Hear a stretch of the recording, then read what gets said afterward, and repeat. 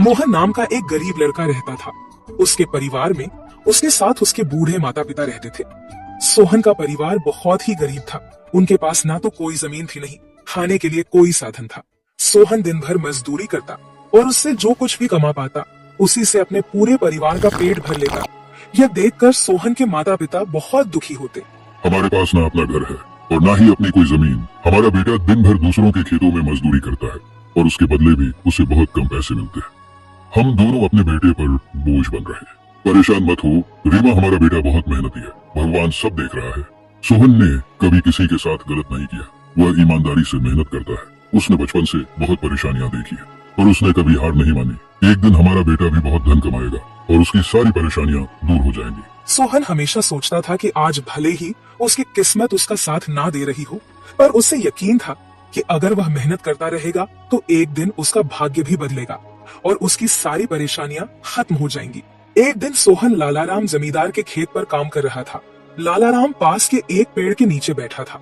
सोहन अपने काम में लगा हुआ था। तभी उसने देखा कि लालाराम बहुत ही उदास है और गहरी चिंता में डूबा हुआ है। लालाराम को उदास देख मोहन तुरंत लालाराम के पास गया और बोला, क्या हुआ मालिक, आप बहुत उदास लग रहे हैं। मुझे ऐसा लग रहा है जैसे आप किसी गहरी चिंता में हैं। कुछ हुआ है? मुझे बताइए, क्या पता मैं आपकी कोई सहायता कर सकूं। सोहन की बात सुनकर लालाराम को गुस्सा आ गया और वह सोहन से गुस्से में बोला, अरे तू मेरी क्या सहायता करेगा? तू खुद अपनी सहायता कर सकता है क्या? अगर तू किसी की सहायता करने के काबिल होता तो क्या तुझे 2 वक्त के खाने के लिए आज मेरी जमीन पर काम करने की जरूरत पड़ती? चल यहाँ से जा, अपना काम कर और मुझे परेशान मत कर। सेठ जी, ऐसा नहीं है, यह सब वक्त वक्त की बात है। सब किस्मत का खेल है और इंसान को अपनी मेहनत पर विश्वास रखना चाहिए। आज भले ही किस्मत मेरे पक्ष में ना हो, लेकिन अगर मैं ईमानदारी और लगन से मेहनत करता रहूंगा तो किस्मत भी एक दिन मेरी तरफ झुक जाएगी। मेहनत और धैर्य से तकदीर के दरवाजे खुलने में देर हो सकती है, लेकिन मेहनत कभी बेकार नहीं जाती। मोहन की बात सुनकर लालाराम बहुत प्रसन्न हुआ। अरे सोहन, तेरे विचार तो बहुत अच्छे हैं। तेरी बातें सुनकर मन को एक सुकून सा मिला है। इतनी परेशानियों में भी तू अपनी जिंदगी खुश होकर काट रहा है। सेठ जी, यह सब मेरे पिता की सीख है। जब भी मैं किसी चीज के लिए अपने पिता से जिद करता था तो मेरे पिता हमेशा मुझे यही समझाते थे, बेटा सोहन, हमारे पास इतना धन नहीं है कि मैं तेरी हर इच्छा पूरी कर सकूं, लेकिन एक बात हमेशा याद रखना, जिंदगी भी मौसम की तरह होती है। कभी यह धूप की तरह खुशियों से भरी होती है, कभी ठंड की तरह कठिनाइयां लाती है और कभी बारिश की तरह परेशानियां आती है। लेकिन जैसे हर मौसम बीत जाता है वैसे ही जिंदगी के मुश्किल हालात भी गुजर जाते हैं। बस धैर्य और हिम्मत बनाए रखना जरूरी है, क्योंकि एक दिन सब कुछ ठीक हो ही जाता है। अरे वाह, लगता है तेरे पिता बहुत ही नेक इंसान है। किसी दिन मैं भी उनसे जरूर मिलूंगा।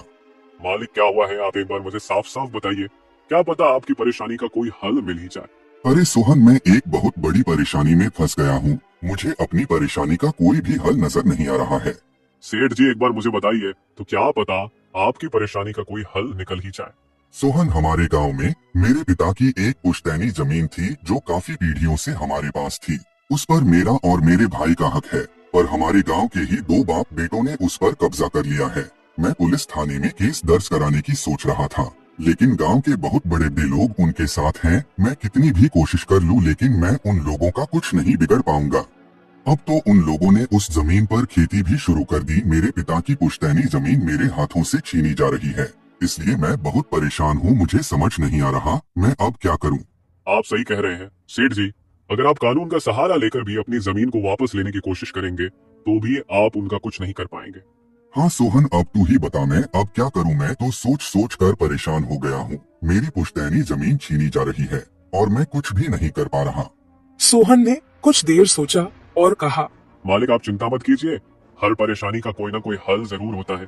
अगर आप चाहे तो एक तरीका है जिससे आप अपनी जमीन वापस पा सकते हैं। अगर ऐसा कोई तरीका है तो जल्दी बताओ सोहन, वह क्या तरीका है? सोहन ने लालाराम को अपनी सारी तरकीब पूरी तरह समझा दी। तरकीब सुनकर लालाराम मोहन से कहता है, अरे वाह सोहन, तू तो बहुत समझदार है। तूने तो बहुत अच्छी तरकीब बताई है। ऐसे तो मेरी जमीन मुझे जरूर मिल जाएगी। मैं तुझसे वादा करता हूँ, अगर तेरी यह योजना सफल हुई तो मैं अपनी जमीन का एक हिस्सा तेरे नाम कर दूंगा। अरे मालिक, आप ऐसा क्यों कह रहे हैं? आप मेरे मालिक हैं, आपकी वजह से मुझे अपने घर के लिए 2 वक्त का खाना मिल जाता है। आपकी मदद करना तो मेरा फर्ज है। मुझे आपकी जमीन नहीं चाहिए, ठीक है? सोहन, तुम बहुत नेक इंसान हो। कल से तुम इस काम पर लग जाओ। सोहन फिर से खेत में अपने काम पर लग जाता है। अगले दिन सोहन, जदत और विनोद नाम के उन बाप बेटों के पास पहुंच जाता है जिन्होंने लाला राम की जमीन पर कब्जा कर रखा था। नमस्कार सेठ जी, मैं यहाँ से गुजर रहा था तो पास के लोगों ने बताया कि आपके यहाँ काम के लिए मजदूर की जरूरत है। क्या आपके यहाँ मुझे भी कोई काम मिल सकता है? अरे अरे, कौन हो तुम? तुमसे किसने कह दिया कि यहाँ मजदूर की जरूरत है? यहाँ किसी मजदूर की जरूरत नहीं है। सेठ जी, मैं एक मजदूर हूँ, पास ही के गांव में रहता हूँ, काम की तलाश में इधर उधर भटक रहा हूँ। हर दिन कहीं ना कहीं काम मिल जाता है, बस उसी काम को करके अपना पेट पालता हूँ। कभी खेती कर लेता हूँ तो कभी कोई मजदूर। यह तो ठीक है, पर हमारे यहाँ फिलहाल कोई काम नहीं है। सेठ जी, मैंने तो सुना है कि आप लोग इस गांव के सबसे बड़े जमींदार हैं।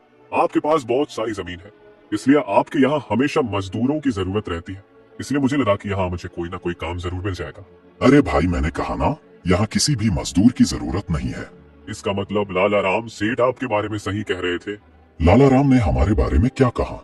अरे कुछ नहीं सेठ जी, चलिए तो मैं चलता हूँ। सेठ जी, आपके यहाँ तो कोई काम नहीं है, मैं अपने लिए कहीं और कोई काम देख लेता हूँ। सोहन वहां से जाने लगता है। तभी जगत विनोद ने सोहन को रोककर यह पता लगाने के लिए बोलता है कि लाला राम ने सोहन को उन लोगों के बारे में क्या बताया है। अरे भाई, इधर आओ, शायद तुम्हारे लिए हमारे पास एक काम है।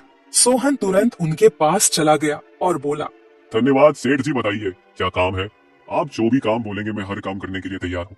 आखिर बूढ़े माँ बाप का पेट पालना है। अरे सब्र रखो, काम तो हम तुम्हें बता ही देंगे। पहले यह बताओ कि लाला राम हमारे बारे में क्या कह रहा था। सेठ जी, मैं पहले लाला राम सेठ के यहाँ काम करता था, पर वो बहुत ही कंजूस और बदतमीज आदमी है। मैं उनकी यहाँ दिन रात मेहनत करता, पर इतनी मेहनत करने के बाद भी वो मेरी सही मजदूरी नहीं देता था। इस बात पर कल मेरी उससे बहस हो गई थी। फिर क्या हुआ? लाला राम ने हमारे बारे में क्या कहा? जब मेरी सेठ लाला राम से बहस हो रही थी, तब उसने मुझे कहा कि पूरे गांव में उनसे ज्यादा मजदूरी कोई नहीं दे रहा। तो मैंने गुस्से में कह दिया कि गांव के सबसे बड़े जमींदार जगत सेठ और विनोद सेठ सबसे अच्छी मजदूरी देते हैं, इसलिए उनके यहाँ हमेशा काम करने वालों की भीड़ रहती है। हाँ भाई, बिल्कुल सही कहा था। आखिर हम गांव के सबसे बड़े जमींदार हैं। हमारा फर्ज है कि जो भी मजदूर हमारे यहाँ काम करता है उसे उसकी मेहनत के हिसाब से सही मजदूरी मिले। वाह सेठ जी, आपने बहुत अच्छी बात कही। लाला राम सेठ कभी भी आपकी बराबरी नहीं कर सकता, वह तो शायद आपके जितना भी नहीं सोच सकता। जगत और विनोद सोहन की चापलूसी भरी बातों में आ जाते हैं और उसे अपने यहाँ काम पर रख लेते हैं। चलो अब काम की बात करते हैं। तुम एक अच्छे इंसान लगते हो। हमें अपने खेत पर काम करने के लिए तुम्हारे जैसे ही एक मजदूर की जरूरत है। कल से ही काम पर आ जाना। कुछ दिन ऐसे ही बीत गए। एक दिन जगत अपने बेटे विनोद से बोला, विनोद बेटा, यह सोहन तो बहुत मेहनती है। यह अकेले ही 4 लोगों का काम कर देता है। अच्छा हुआ कि हमने इसे रोक लिया। हाँ पिताजी, आप सही कह रहे हो। सोहन बहुत मेहनती है, इसके जितना काम शायद ही कोई और करता होगा। ये पूरा दिन यहाँ काम पर अकेला लगा रहता है। सोहन की मेहनत ने जगत और विनोद का दिल जीत लिया। कुछ दिन और बीत गए। एक शाम जगत और विनोद अपने खेतों का दौरा कर रहे थे। जब वे अपने खेत पर पहुंचे तो देखा कि सोहन इतने देर तक भी काम कर रहा था। सोहन भाई, अब तो रात होने वाली है, तुम इतनी देर तक काम क्यों कर रहे हो?